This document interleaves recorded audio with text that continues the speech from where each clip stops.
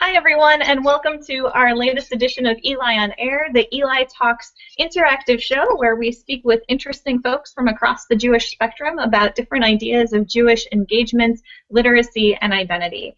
And I'm very excited for our conversation today. I'm here with John Mitzmacher of the Schechter Network and with Rabbi Mark Baker of GAN Academy.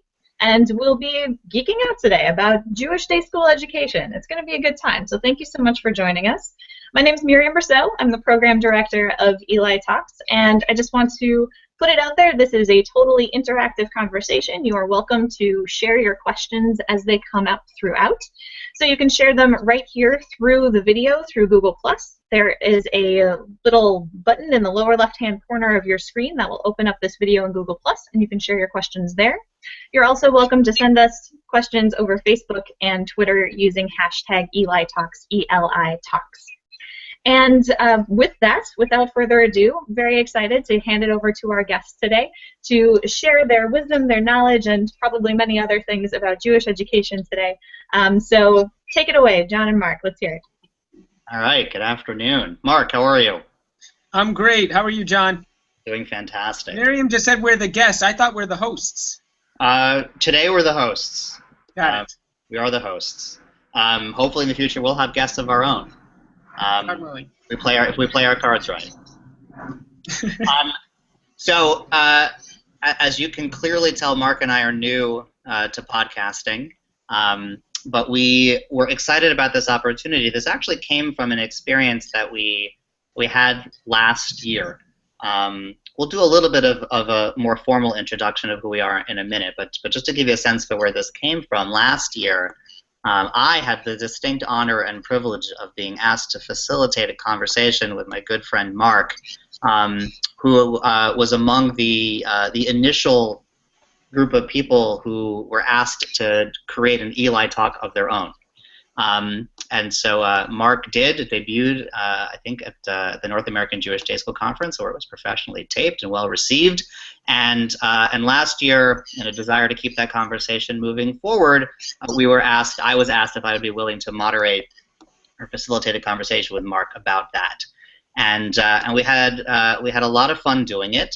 It was a great opportunity for me to listen to you talk for about 42 of the 45 minutes that we were on air together, which is always a pleasure for me, as you know.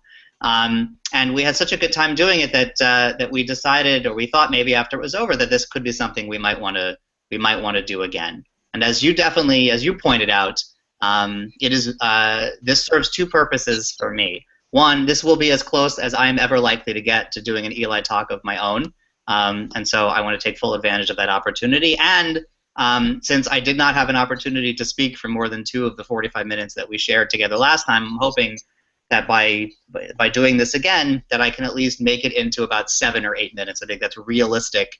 That's where I put the over and under how much of Mark and John gone in this initial conversation. But in all seriousness, Mark and I have known each other for a long time, well over 10, 11, 12 years.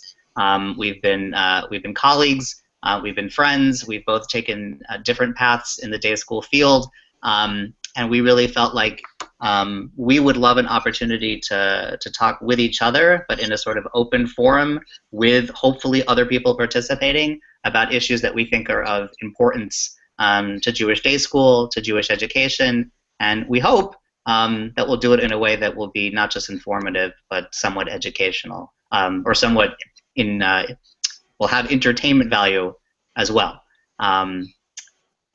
Speaking of which, I would just jump in and say 2 things. Number one is, for anyone who's out there listening who has any power and influence, if John Mitzmacher is not on the short list to give one of the next ELI talks, you don't know what you're missing. The man deserves his own stage and his own platform. Number 2 is that building on what you just said, John, I think one of the reasons for doing this for us is that, an opportunity to not only engage about serious conversations, but, oftentimes when I'm talking to you, I feel like you're just too serious, too earnest, and I'm hoping that you'll find it in yourself to find a little playfulness and joy so that we can have fun together on this call. I appreciate the opportunity. I appreciate the opportunity to work on myself in a very public and open forum that you're offering me. I appreciate that. for those who are for the 8 to 10 people who may be following along at home, we do want to be clear in terms of what participation might look like. So there are 2 ways that we would encourage you to be part of the experience. One is through the Google Plus, the Google Hangout, and then if anyone is using Twitter, and we hope that you are welcome to tweet at us at the hashtag ELI Talks, all one word, ELI and Talks. So just to get a sense of how old we are, when we blocked this out, we blocked this out as if we were thinking about it in terms of what good talk radio would sound like. So that may have we may have skewed our demo right out of the water to begin with for a podcast. But that was how we sort of thought about it. And if we're lucky enough to do this again, we spent a lot of time thinking about what we would like to cover, what different kinds of segments we would have as part of the experience. So we're going to use this sort of very public dress rehearsal as an opportunity to go through some of those segments. And again, we'll be clear where we would love to have some feedback from the outside. So we thought we'd sort of get started with some really quick sort of news from the field. Mark and I are both engaged in very different kinds of positions and very different kinds of communities, and we thought that it would be useful for us each time we did this to sort of bring some sort of quick and simple news from the field just to make sure that people are in the know. And Mark, I'll be happy to let you go first. I've got my watch. Should we just say a few words about ourselves before we do that? Can you just? I think we should totally do that. Thank you. Great. So I'll just start. I'm the head of school at Gann Academy. For those that do not know what Gann is a pluralistic Jewish high school in Waltham, Massachusetts, serving really the greater Boston area. Just a high school, 9 to 12. I'm in my 8th year as head of Gann, which is hard to believe. It feels like just yesterday I was doing the DSLTI, the Day School Leadership Training Institute program with John. And before that, I spent 4 years working at the Weber School, a pluralistic trans-denominational high school in Atlanta, Georgia. I was born and raised in the North Shore of Boston, so in many ways this is where I come from, and I live now in Brookline, Mass. With my wife and 4 children. John. I'm John Mitzmacher. I am in my 4th month as the executive director of the Schechter Day School Network. Prior to that, I was the head of the Martin J. Gottlieb Day School, which is a Schechter K-8 in Jacksonville, Florida. And prior to that, I was the founding head of the Schechter in Las Vegas, Nevada. Grew up in the San Francisco Bay Area and still live here in Jacksonville with my wife and 2 lovely daughters. Should make it clear that in our DSLTI cohort, I think it was very clear that Mark was certainly voted most likely to succeed. He's lived up to that. Surprisingly, I'm pretty sure I was least likely to succeed. And I'm glad that I have at least stepped a little bit over that bar. And those of us who knew us then, I'm sure would appreciate that. Yeah, so a little bit of who we are. So let's move on to some news from the field. So Mark, I think I'll jump in with one piece of news actually, and I think hopefully I will expand further and further out beyond my own school. But I'm going to count Gann as part of the field. There's no doubt that you will expand and expand it and expand. That there's no question of. Thank you. I am going to, I wanted to share actually a piece of news from Gann, which is one of the exciting things that we've announced this year, which I think is news for the field, which is we jumped into the affordability fray in the effort to try to address what everyone is talking about, and we will probably talk about later today, as the challenges of affording Jewish day school, and we announced a new initiative this year at Gann. We called it our Within Reach program. We were blessed to have a small group of visionary donors come forward and help us fund this over the next 4 or 5 years. And essentially, we're not the first school to do it, but my visionary board and my team got together and we decided to see if we can, in addition to financial aid, which we know does not serve everyone, in particular the group that is often talked about as the middle income group, even though we can talk later about whether that makes sense to use that term for people, who are making really respectable livings, but people who are just opting out of Jewish day school or not qualifying for financial aid. So GAN has just announced that we are going to be basically tiering tuition for people who are making salaries in certain income levels and who have certain numbers of kids in any tuition-paying schools, Jewish day schools or undergraduate. We think it's again following in the path of some others in the day school field, but for us it's a really, really exciting kind of $2.5 million initiative over the next few years, and we're hoping that it'll be an example that others might learn from and that it'll really help serve our community well. That sounds like a great initiative. Congratulations to you and your Thank you. work. So this would be the kind of thing where if people had questions about that initiative or had examples of other initiatives that they felt would be useful for the field to know about, this would be a great place to really take advantage of Twitter as a professional development tool and to tweet those links or those ideas out using the hashtag ELI Talks. And if anyone does and we come up with anything, we'd be happy to share that back out. And if anyone has any questions for Mark about that initiative, they are welcome to submit them. And with time, which I assume we will, we'll certainly circle back and try to answer them. So I wanted to, for my news from the field, I wanted to report back on the North American Jewish Day School Conference, which is in full planning mode. It is coming up, according to the website, in just 95 days, March 17th in Philadelphia. The theme is systems intelligence, and we didn't talk about this ahead of time. But not to put you on the spot, but I was curious, Mark, do you have a working definition of systems intelligence? That's a light question. I'll start off with something light. What do you think it is?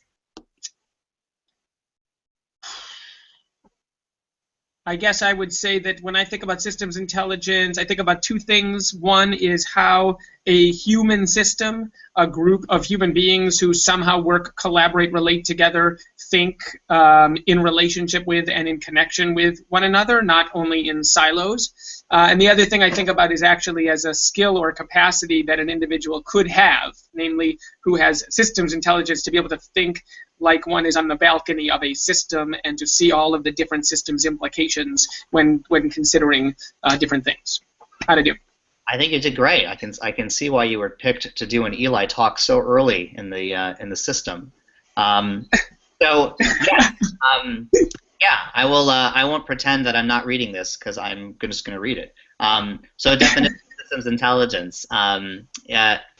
Here's the thrust of the conference, and we do hope that people have it on their radar and are looking forward to participating. So the work done at your Jewish day school, and I'm sure this extends beyond day school, extends far beyond your office. Your words, acts, and relationships constantly reverberate throughout your school ecosystem. Many of the connections are obvious, and some are nearly invisible, but one thing is clear. When we consider the system as a whole, great possibilities present themselves, problems are resolved faster, new opportunities appear. The whole thrives. And so the goal for this conference is what they're calling uncommon connections, to create a whole series of conversations and to create connections that you might not expect that you would find or you would make in the life of a conference or in the life of a school, with the goal of introducing systems intelligence as a sort of a leadership theory for people both to learn about and experience, with the hope of strengthening schools, and by strengthening schools, strengthening the field. That is the goal, and we are excited about the. I know they just tweeted out yesterday the keynotes, and I know that more information will be coming out soon, and we hope that people are planning on attending and making that conference everything that it could be. So that is some news from the field. All right. Wow. I can see that Twitter is just blowing up in. With questions about systems intelligence, we can't take. We are not going to be able to respond to all of these questions now. We may have to wait till the end of the show to. We may have to. I think we've set the Twitter sphere on fire with feedback and questions. So let's move on to the heart of the of what we thought we'd spend the balance of our time on, and that is to talk a little bit about what we know most people have been talking about since the combination of the Pew report and the census of Jewish day schools all came out near the beginning of the school year. There's been a lot of conversation, a lot of hand-wringing, a lot of question, a lot of concern about the field, and we thought we would take some time to talk through some of those issues. And here really is a place where, in all seriousness, we would really love to see some feedback or some questions posed from people who may know more about this than we do. We tried to reduce, just to sort of give it sort of an appropriate talk radio-ish kind of spin. We sort of reduced a really serious question to a really sort of flip and oversimplified description. But I think it may be a useful jumping off point. So the way we described it when we talked about it is to say, our problem's pretty simple. The people who want to go to Jewish day school can't afford it, and the people who can afford it don't seem to want it. Discuss. So obviously it's much more complex and much more nuanced than that. Although that in some ways that does seem to be that does seem to resonate with what a lot of schools' experiences have been like since the economy collapsed. So we have a lot of different ways that we can try to attack that or to think about that. The way we thought made sense when we were thinking about it were to talk about, certainly to talk about affordability. There are some real issues with affordability, issues of quality, issues of competition, and then maybe some more challenging questions that deal with sort of relevance. And then we're hopeful to get some questions and some comments from y'all, which I can say y'all because I live in the South, so that was a completely acceptable y'all. So Mark, were there any one of those bullet points strike you as a good starting point? Yeah, I mean, I want to start with the word relevance. You named it last, but there's recently an online discussion among day school leaders about this question of, try throwing out, you want to set a bunch of day school leaders and believers on fire. Just throw out the question, are we really relevant? And boy, does it set off people's reactions, because it set off an interesting, I think, string of discussions. And I don't know, I mean, I'd like to throw out the possibility that we often tend to fall into two camps on this topic. Actually, I want to start by also saying I think this is not just a Jewish day school question. To me, this mirrors the larger question about Judaism and Jewish institutions in general, that the people who want them can't afford them, and the people who can afford them don't want them. I mean, I think there's a meta, and Pew certainly points this out, the meta conversation, I think, is about the Jewish ecosystem within which our schools are trying to ideally thrive and minimally survive. And so to me, I think we have to start talking about the bigger question of, are our schools, but more broadly, the Judaism that our schools, is the Judaism our schools are trying to, provide, in addition to everything else we're trying to provide, relevant for the communities we're trying to serve and we're hoping will come to our schools. And I often see two camps. I see the believers, and I see the those who have not yet drunk the Kool-Aid. And maybe there's nuances in between there. I'd love to hear yours and other people's thoughts, but it seems like there's the people who feel like we're not relevant, who feel like even... Say more what that means. What does that mean, not to be relevant? What does that mean? So I think my sense is that there's two camps of people for whom day schools are not relevant. There are the people who actually don't know anything about day schools. Like, I actually think that there are large quantities of affiliated, committed Jews out there for whom day schools aren't even on the radar screen. So to say they're not relevant, I mean, I guess that's definitional to them being irrelevant. Not even in their mind space. Right. I should say, in full disclosure, John, that I kind of grew up as one of those kinds of Jews. I grew up as like a JCC Jew, 11 summers of Jewish summer camp, albeit an all-boys sports Jewish summer camp. And like, if you asked me about Jewish day school, I couldn't name one. I mean, I just had no clue that they even really existed. And then there's the people who know about Jewish day schools, but just feel like that would never be for me, not for my child, unimaginable, we're not in the segment of people who would send their kids to that school. Right. Does that resonate with you? It resonates for me both biographically and also in terms of my experience, as a head of school dealing with the admissions process, which I too grew up affiliated, connected, involved, but not with a day school education, and I couldn't imagine my parents ever having considered day school as a viable option for our family or for me. So that certainly resonates with me biographically. There would have been no relevance for day school. I wonder, I'm sort of reflecting aloud, how much of the relevance, or this is not for me, when you sort of break that down, how much of that spills over, how much of that is about affordability, how much of that is about perceptions or misperceptions about what a Jewish day school education actually is about, how much of that is about perceptions or misperceptions about quality of secular academics, availability of extracurricular, how much of it is born from ignorance, like in the true sense of the word ignorance, like simply not knowing what Jewish day schools are and what they have to offer, or how much of that relevance comes from a position of knowledge, like they really do know all that Jewish day school has to offer, and it's simply just it's just simply not relevant for them at all. What's your take on that? I think one of the greatest challenges for people in the trenches is you're always wondering if the answers that you're getting from potential parents or from parents who transition out, if those are the actual reasons. No matter how hard you try, and I know schools have all different kinds of questions and procedures for dealing with interviewing families who attrit out of schools or who do their due diligence with survey work and follow-up interviews with families who choose otherwise, you're always wondering if you're actually getting an unfiltered answer to the question. So, is an do people use affordability because that's easier to talk about than to say, we really just don't buy, we just don't really buy into what this is really about, but it's much easier to say we can't afford it. Or I guess you could have a vice versa. My guess is that affordability has certainly moved up the list.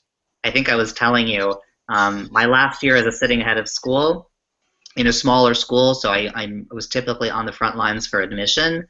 I had families for the first time that I can remember telling me at kindergarten level admission, so listen, we love the school, we would love to come here, we have two choices. We could send our kids to Jewish day school for the next 6-8 years, or we could put our kid in college. But we can't do both. Both those things have become so unattainable, we can't possibly do both. I don't know it's hard to have a good answer to that question.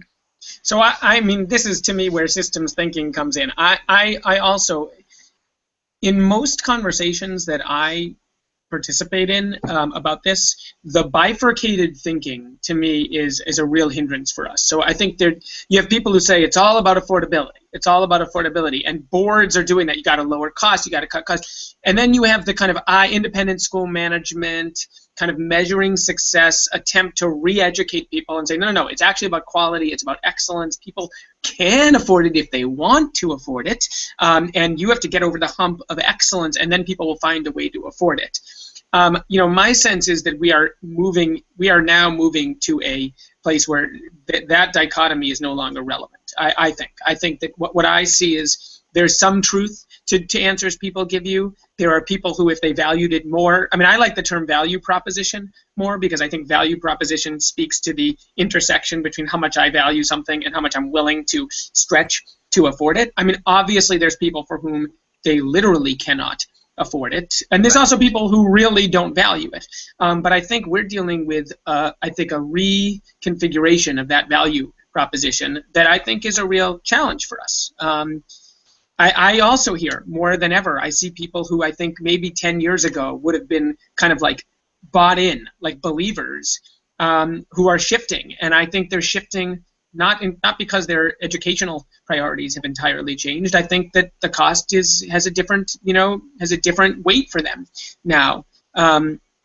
look, we're also seeing people from the other end shift and begin to see and discover the value of Jewish day schools, people who can't afford it. But it's a different, right? Both need to move in terms of the value proposition, but we need to tackle it in different ways. And I'm afraid that if we think it's all about one or the other, we're actually going to end up over-focusing on one relatively narrow segment of the population and miss what we really need to be doing here, which is looking at the whole. I think I agree with you. I think what I took away from the relevance conversation that was sort of the most the most threatening, the part that felt the most threatening to the work that we do is if you take it to its extreme, I mean, the question really becomes, is even quality sufficient to bring about relevance? I mean, is the answer to relevance just simply being the highest quality school and then they really will come? Or, because that's, I think, what we tell ourselves. I think we tell ourselves two things. We tell ourselves, when it comes to affordability, we all agree that it needs to be more affordable, and it's just a question of, it's not an easy question, but it's a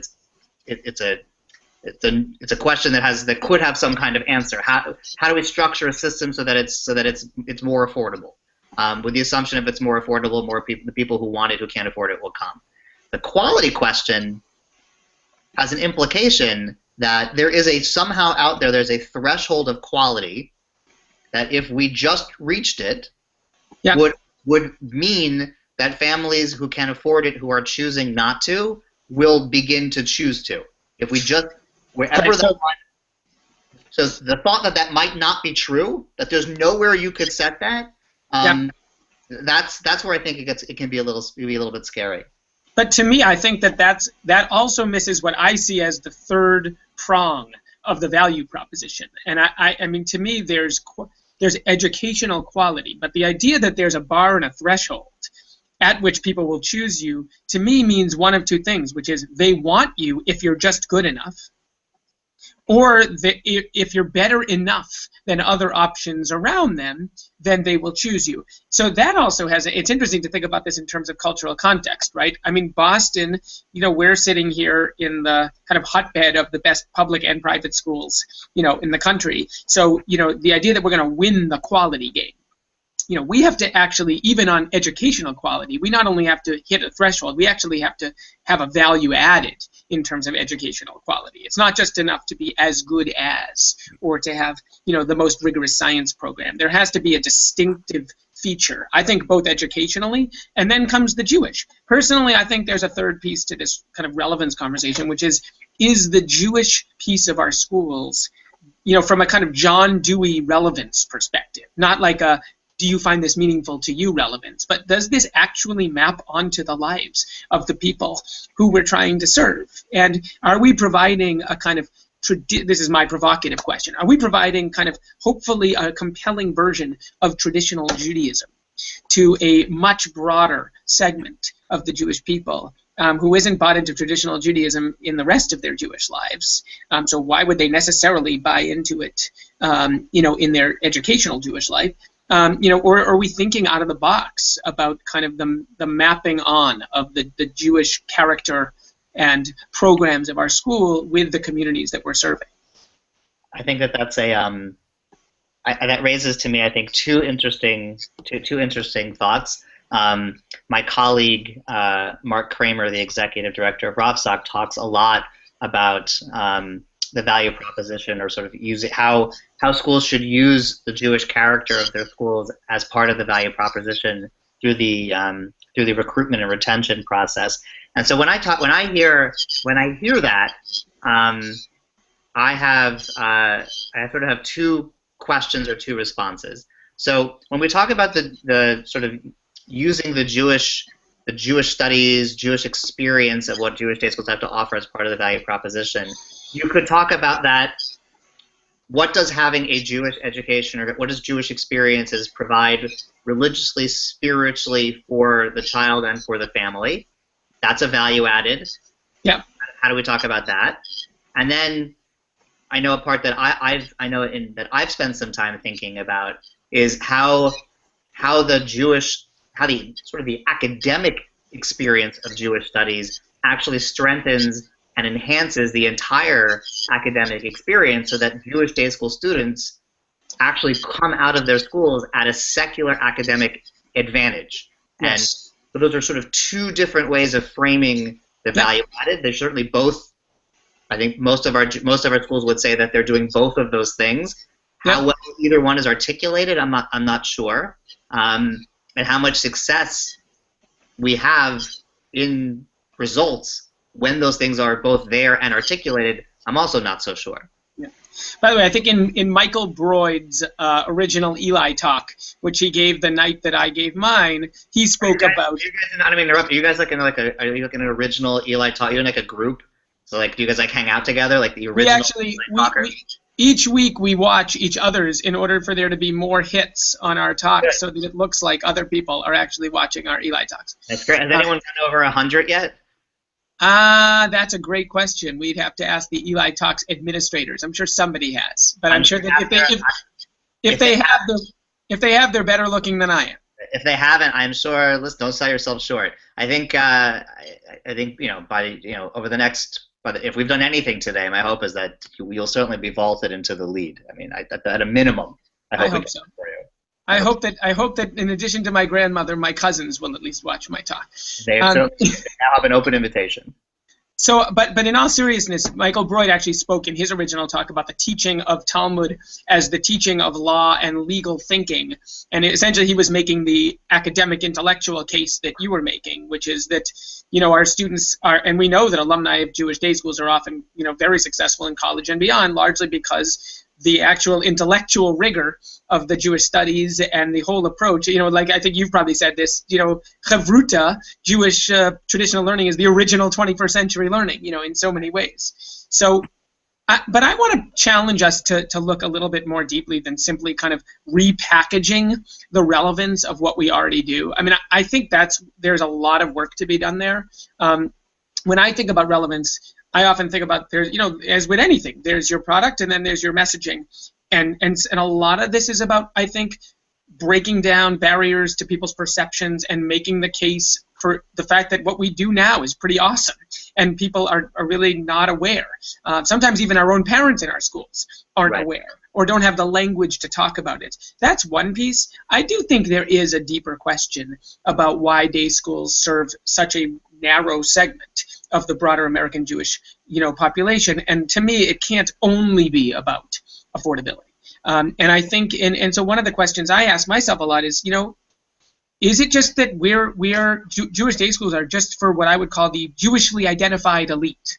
The people who are just in that inner circle of Jewish commitment, or who somehow find their way into that inner circle, or do we have a mission to serve a broader range of the, another thing I think a lot about is, do we talk about outreach and bringing people in just because we want to fill our schools and be financially sustainable, or do we actually have a sense, much like, let's say, a Chabad does, of actually reaching out for a religious missionary, purpose? I think we are often, I guess I would say, I think we are often more inward looking than we might realize we are. Again, not only in our messaging and in our packaging, but in our thinking about who our community is. And I certainly feel like board members here at GAN and other community members have been challenging our thinking to say, look, you could be and should be both relevant to and in service of a broader range of the Jewish community than you might realize you even are. Do you think that comes in any way from the training that leaders of Jewish day schools receive? Are we looking to the wrong places for our models? Are we looking at elite secular private schools as our place for best practice, when perhaps as Jewish institutions we should be developing our own, or at least be looking at a wider array of possible models to base ourselves on? You mean as a school, or in terms of the Jewish culture of our schools? That last part you talked about looking at ourselves as potentially being out in the broader Jewish community with more of a sort of almost a missionary lens, and not thinking about it in terms necessarily of filling seats for financial sustainability. I'm wondering if that kind of language Is that language that you would get from going to an NAIS? That's a great question. The models of the professional development that I have received, and I've been blessed to receive in my career, oftentimes has this sort of translation and grafting of best practice from secular private schools or public schools, and then we sort of translate that into a Jewish lens. I wonder how much responsibility we have for creating our own visions and models of leadership that might make more sense for our schools and for our communities. I wonder if something gets lost in the translation.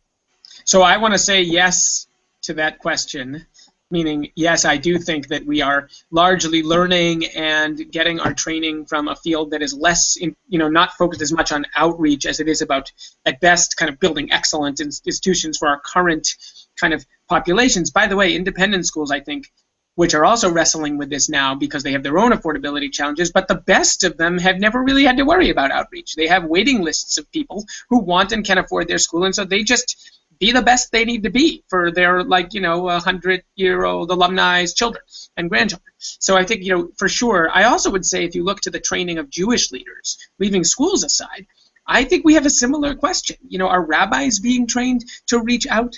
Or are they being trained to kind of perpetuate a kind of their own Judaism in ways that are, as compelling as they can be, but really still looking inward. I mean, to some degree, I think this mirrors, one thing I think a lot about is a question of, kind of in-reach, outreach. Are we really fundamentally about preservation, or are we about, I hate to use this word, but, are we about transformation, or are we about preservation? Are we looking forward? Are we looking back? Jewishly, again, leaving aside the school leadership piece, in terms of the Jewish leadership, who are our models for, the leading and building of Jewish community? And I just say increasingly I've been feeling like, how can I'll just use myself, how can I not be in conversation, let's say, with the synagogues and the other kind of educational programs around me that are actually succeeding in reaching out and actually providing compelling, let's say, Jewish experiences and Jewish content to people that are the people that I'm not reaching, and I don't know, speaking of systems thinking, for me, it's very rare that we're all in conversation with one another about, what the community needs from us. Right. I think that I do wonder how common that is for communities. I think that my two headships have been in synagogue-based day schools, which is not the norm. So I have a different lens on that, but I can definitely see where day schools could, in some ways, really be leading meaningful conversations in Jewish communities.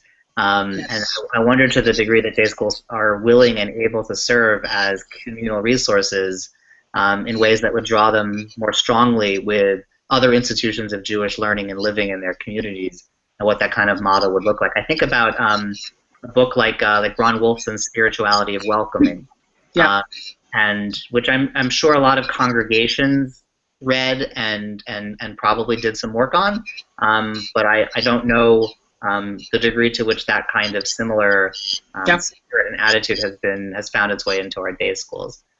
So I want to be cognizant of the time, because we're actually closer to the end than I would have thought. We're just having such a good time. Do you have any, we have time probably for one or two more things that we might want to hit before we close. Do you have any closing thoughts just on this part of the conversation? No, except that what we didn't hit, which we need to talk about next time, is the other half of our population. I mean, I feel like we need to be mindful of the fact that we spend a lot of time talking about those people who can afford it but don't want to come here. And the fact is that, in many ways, the kind of core and anchor and builders of this entire movement and of our schools are the people who, just want it. They care about it. They're passionate about it, oftentimes for different reasons, but they are bought in, and and we need to be, I think we need to think a lot about how and this, to me, if you ask me, kind of again from a systems perspective, when I think about everything, affordability, tuition, curricular decisions, what I speak about is how do I speak to both groups, and how do I honor the people who are my, who want this and who are part of this and who are bought in, and honor them and build them up and meet their needs and serve them well, while also having a kind of missionary, outreach kind of orientation. That's something we need to think a lot about, because, again, it's another dichotomy that I think we oftentimes fall into. It has. I will tell you, it certainly has significant impact on how we think about the funding of individual schools, but really how we think about the funding, or whether we even think about the funding of schools as national systems, and the degree to which we should be thinking nationally about what it would really mean, to have the urgency of a birthright for Jewish day school, and what the funding implications of that would look like. A topic certainly worth exploring in the future. John, I just want to add to that one thought, which is, within communities, not just in terms of, like, let's say, a national movement, within communities, how communities address the growing cost of a highly engaged Jewish life, and where the burden of that falls too, because there's the birthright, and then there's the flip side, which is the people who are going to day school, going to camp, joining synagogues, moving to Jewish communities. They're bearing a disproportionate burden in terms of cost. So.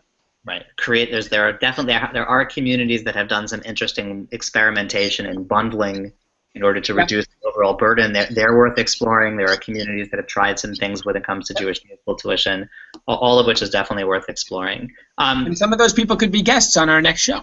It could be. Speaking of which, that's an amazing segue. I just want to make a sort of an advertisement, because I don't think I can do it justice in the 3 minutes that we have left.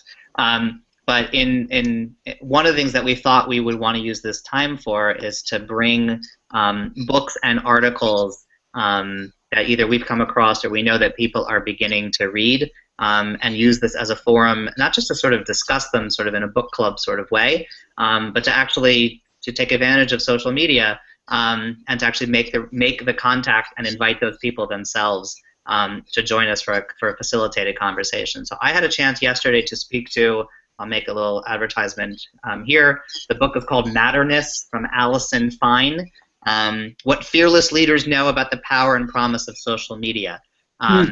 She had sent me some really interesting questions about this work translating into the Jewish day school field, and she has agreed to be a future guest. And so I will simply put it out there that if people are interested in reading the book, you should certainly read the book, but I think that if we move forward, we would look forward to welcoming Alison and giving her an opportunity to talk about her book, and to talk about her book in the context of Jewish day school, and then to invite questions from people. So that was my sort of it's a prelude. I would add that potentially on the next segment, the winners of the contest that we may announce on the next segment might get free versions of this book. We may have 2 or 3 copies of this book to give away to listeners out there. We may. Whatever it takes to grow an audience. I read on Facebook, I won't say who it is, but someone had mentioned that she had a podcast that was ranked in the top 200 Jewish podcasts, and she had not aired a podcast within the last 7 months. So I want to say we definitely have a shot at the top 200. I agree. I think that's well within our range. Mark, do you have anything you want to sort of plug or foreshadow before we wrap? No, although, in the spirit of us sharing resources that we found interesting, if you don't mind me being provocative and sharing the one I sent to you. I don't mind at all. It relates to our conversation. I received an email from one of my non-Jewish teachers this week, and his email was he sent me a link, and he said, basically, I hope you had a nice Thanksgiving. I came across an interesting movement that I thought had some intriguing ideas about marketing spirituality in modern America.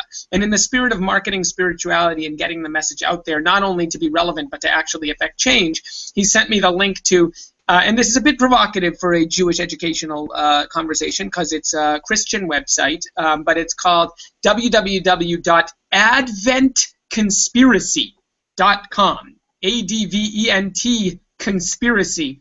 eli.com, and interestingly, there's a 2.5-minute video where this movement is essentially trying to transform or reclaim the meaning behind Christmas. It says that $450 billion are spent on Christmas every year, and what would happen if we spent less and gave more?